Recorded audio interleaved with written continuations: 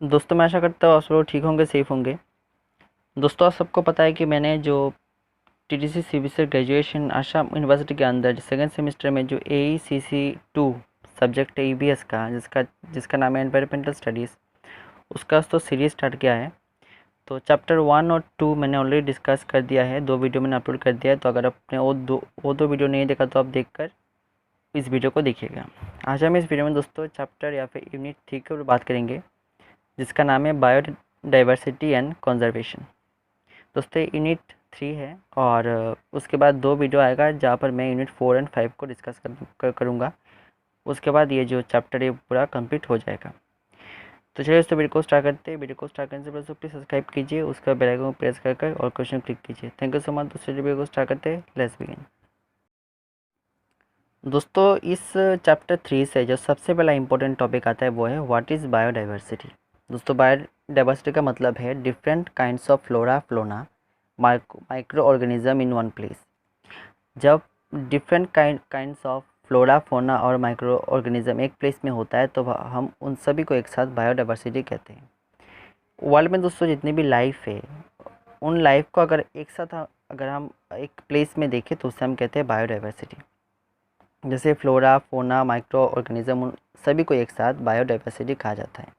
Life में variation, उसे कहते हैं हम बायोडाइवर्सिटी।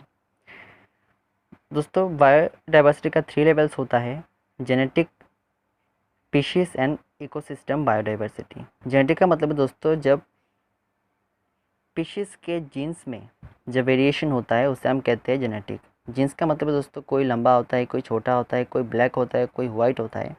तो ये जो वेरिएशन है, ये जो डिफरेंस है हर किसी में, उन उस वेरिएशन को कहा जाता है जेनेटिक बायोडाइवर्सिटी।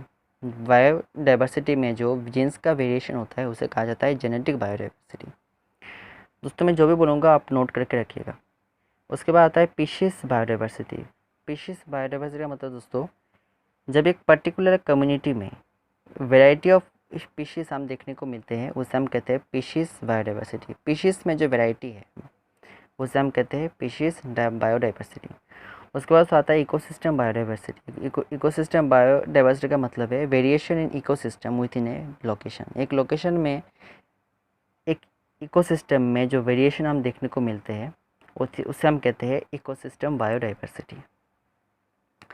उसके बाद जो सेकंड इम्पोर्टेंट टॉपिक आता है वो है बायोडाइवर्सिटी हॉटस्पॉट इन इंडिया।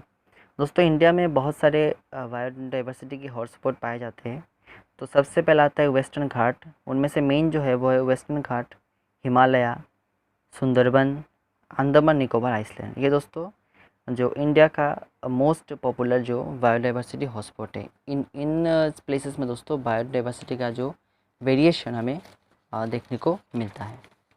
उसके बाद तो नेक्स्ट इंपॉर्टेंट टॉपिक या फिर क्वेश्चन आता है वो है ग्लोबल बायोडाइवर्सिटी हॉटस्पॉट।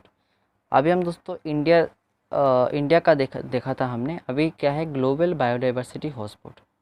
दोस्तों ग्लोबल बायोडाइवर्सिटी हॉटस्पॉट की बात करें तो ग्लोबली टोटल 36 बायोडाइवर्सिटी हॉटस्पॉट है। उनमें से कुछ इंपॉर्टेंट अगर आप बात करें तो नॉर्थ अमेरिकन कोस्टल प्लेन, उसके बाद coastal forest of eastern Africa and last में वेस्टर्न सुंदर। ये दोस्तों कुछ इंपॉर्टेंट जो ग्लोबल बायोडाइवर्सिटी हॉटस्पॉट है और टोटल ग्लोबल बायोडाइवर्सिटी हॉटस्पॉट है 36। उसके बाद तो इम्पोर्टेंट टॉपिक आता है वो है endangered and endemic species in India. दोस्तों एंडेंजर्ड जो स्पीशीज है इसका मतलब है species in danger of existence like black buck, Indian rhino. दोस्तों एंडेंजर स्पीशीज़ का मतलब है जो स्पीशीज़ विलुप्त होने वाला है, जो स्पीशीज़ एंड जो हमारे नियर फ्यूचर में ख़त्म हो जाएंगे, नष्ट हो जाएंगे, उसको कहा जाता है एंडेंजर स्पीशीज़। जैसे दोस्तों अगर हम एग्जांपल की बात करें तो ब्लैक बक, इंडियन राइनो, ये एंडेंजर स्पीशीज़ है। उसके बाद तो आता है endemic species in India. Endemic का मतलब दोस्तों जो स्पीशीज़ स्पेसिफिक एरिया में पाया जाता है।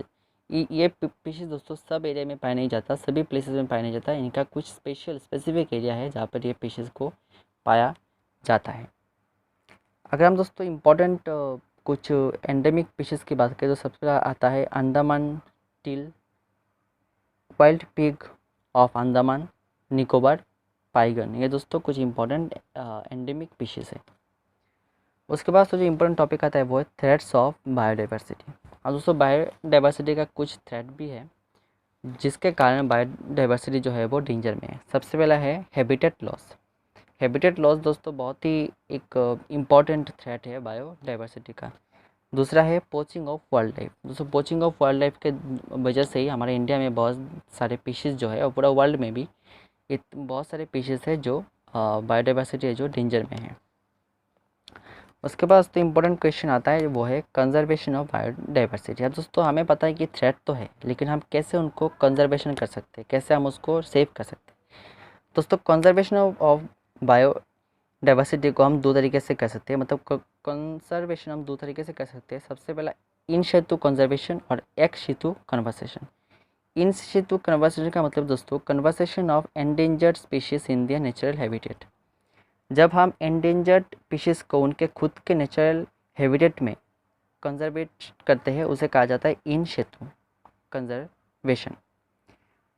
उसके बाद आता है एक्स सितु कंजर्वेशन। एक्स सितु कंजर्वेशन का मतलब दोस्तों जब हम एंडेंजर्ड स्पीशीज़ को उनके नेचुरल हैबिटेट के बाहर कंजर्वेशन करते हैं उसे हम कहते हैं एक्स सितु कंजर्वेशन। इन दो तरीके से दोस्तों हम बायोडाइवर्सिटी को कंजर्वेट कर सकते हैं, सेव कर सकते हैं।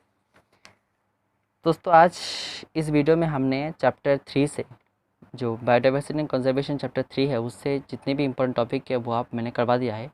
इसके अलावा दोस्तों आपको बुक पढ़ना पड़ेगा, बुक और मेरे वीडियो दोनों के ऊपर आपको रिलाई करना पड़ेगा, तभी आपका जो मार्क्स है वो अच्छा आएगा। तो थैंक यू सो मच दोस्तों, आज के लिए इतना ही। आज वीडियो थर्ड वीडियो हुआ है, उसके बाद 2 वीडियो आएगा जहाँ पे मैं यूनिट 4 और 5 को कंप्लीट कर दूँगा। तो थैंक यू सो मच, आज के लिए इतना ही। गुड बाय, अच्छे रहिए, स्वस्थ रहिए।